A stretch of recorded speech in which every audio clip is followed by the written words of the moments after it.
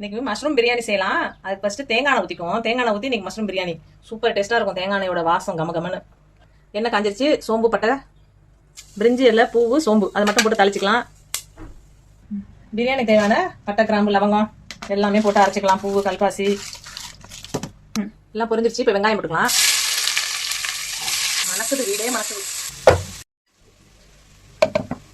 பிரியாணி மசாலா சூப்பராக இருப்பாங்க வாசம். கொத்தமல்லி, புதினா, பச்சை மிளகா, 2 பச்சை மிளகா போட்டிருக்கேன். பச்சை மிளகாய் இது எல்லாத்தையுமே அரைச்சிடலாம். ஏன்னா நம்ம ஃபேமிலி பொரிக்க போடுறதுக்கு ரொம்ப சோம்பேறி. நல்லா ப்ரௌன் கலர் ஆயிடுச்சு. இன்னும் கொஞ்சம் வதங்கணும். அப்படியே அதில் இப்போ வதங்கினதுக்கு அப்புறம் 1 ஸ்பூன் பட்டர் போட்டுக்கலாம்.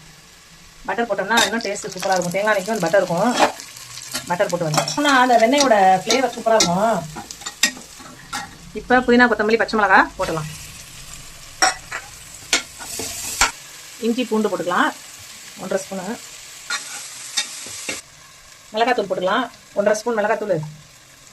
மல்லித்தூள் 1.5 ஸ்பூனு. பிரியாணி மசாலா நல்லா வதக்கிட்டு தக்காளி போட்டுக்கலாம். கல்லுப்பு போட்டுக்கலாம். தயிர் ஊற்றிக்கலாம்.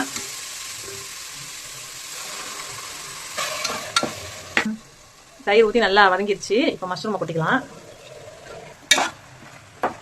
நல்லா மஷ்ரூமில் அந்த மசாலாலாம் ஏறுற அளவுக்கு நல்லா பரட்டி விட்டு ஒரு 10 நிமிஷம் அப்படியே மூடி வச்சுட்டு தண்ணி ஊற்றிக்கலாம். இப்போ அளந்து வச்சுருக்க தண்ணியை ஊற்றிடுவோம். சூப்பராக கொதிக்குது. இப்போ அரிசி போட்டுடலாம். துளசி பச்சை அரிசி தான் அன்றைக்கி செய்கிறோம் பிரியாணி. அரிசி போட்டு நல்லா கலந்துட்டு உப்பு காரம்லாம் சரியாக இருக்கான்னு பார்த்துப்போம். உப்பு ஒரு கல் தூக்கலாக இருந்தால் தான் நல்லாயிருக்கும். கரெக்டாக இருக்குது. எங்களுக்கு உப்பு போதும், கரெக்டாக இருக்கும். 3/4 வாசி வெந்துருச்சு. இந்த டைமுக்கு தம் போட்டிங்கன்னா கரெக்டாக இருக்கும். எங்கள் தோசைக்கல்ல தான் தம் போட போகிறேன். நம்ம கொட்டாங்க வச்சுலாம் போட்டோம்னா டைம் ஆகும். அப்படியே கொஞ்சம் கொத்தமல்லி நறுக்கி விட்டுலாம். கொத்தமல்லி கொஞ்சம் அப்படியே பொடியாக நறுக்கி போட்டோம்னா நல்லா சூப்பராக இருக்கும். அப்படியே 1 ஸ்பூன் நெய் ஊற்றிடலாம். நெய் நம்ம இப்போ தான் ஊற்றுறோம். பட்டரும் தேங்காய் எண்ணெய் தான் போட்டோம். திரும்ப திறக்கும் போது 1 ஸ்பூன். டேஸ்ட்டாக சாப்பிட்ணும்ல. இப்போ அப்படியே தம் போட்டுடலாம். தோசைக்கல் வச்சுக்கிறேன்.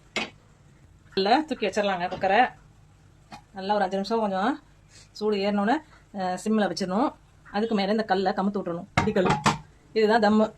ஒரு 20 நிமிஷம் இல்லை 15-20 நிமிஷம் வச்சிருந்தோம்னா போதுங்க தம்மு. அவ்வளோதான், பிரியாணி ரெடி.